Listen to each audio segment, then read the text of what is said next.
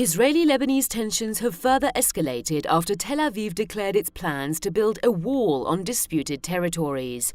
The Lebanese General Joseph Aoun has stated that his country will use every possible means to confront potential Israeli aggression. He said, "I reiterate today our categorical rejection of the Israeli enemy's sovereignty of Lebanon and its sacred right to invest all its economic resources." Israel's plan to build the wall has been described by Beirut as a direct threat to stability. A few months ago, another dispute erupted over Lebanon's plans to explore the offshore oil reserve located on the country's maritime border. Israel warned foreign companies not to invest in the oil project while threatening to wage a full-scale war against Lebanon.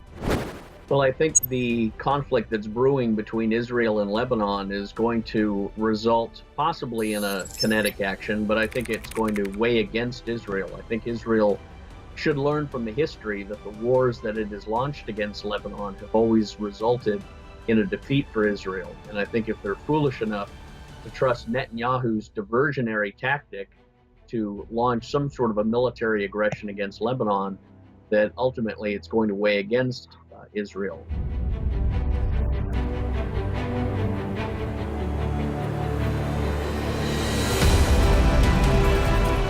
UN Secretary-General Antonio Guterres expressed his concern on Monday about the possibility of a direct confrontation between Israel and Lebanon, saying, "I am deeply worried about hard-to-foresee escalations in the whole region."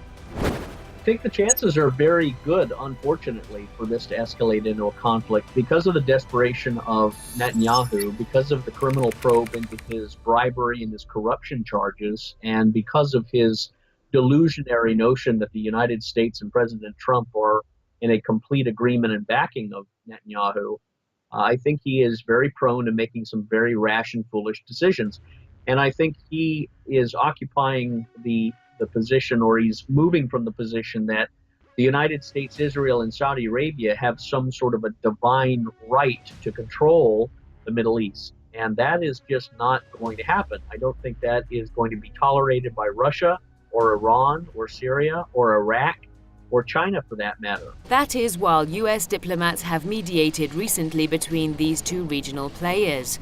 In his latest tour in the region, U.S. Secretary of State Rex Tillerson sought compromise when he visited Beirut on February 15th.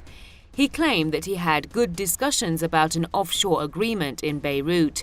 However, Tillerson's assurance was shortly after followed by increasing tension between Beirut and Tel Aviv.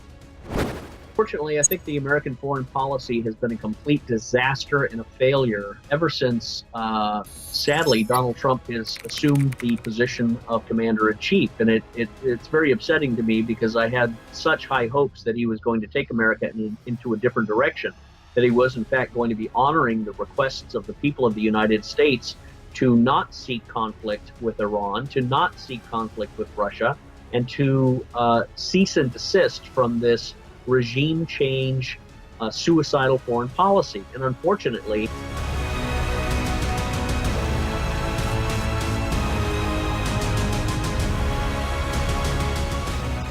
as the troublesome actor in the Middle East, Israel has long been causing tensions in the region, from violating Palestinian rights and occupying Palestinian lands to taking over territories in the neighboring countries. As the Iranian Foreign Minister Mohammad Javad Zarif told the Munich Security Conference, Israel uses aggression as a policy against its neighbors, condemning the Israeli regime for mass reprisals against his neighbors and daily incursions into Syria and Lebanon. Its own name, its own honor amongst its own people. And the Israeli people are not in support of Netanyahu's violent Zionist apartheid militarism that is really positioning Israel from an attack on all sides.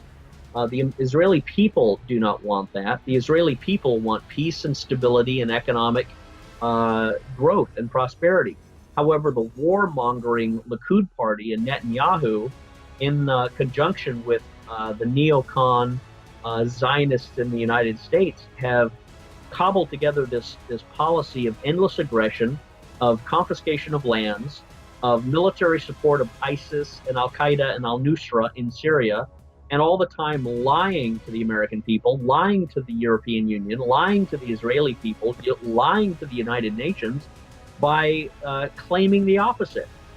As far as the international community turn a blind eye to Israel's aggressive approach, no doubt this architect of violence will keep the region in a state of tension.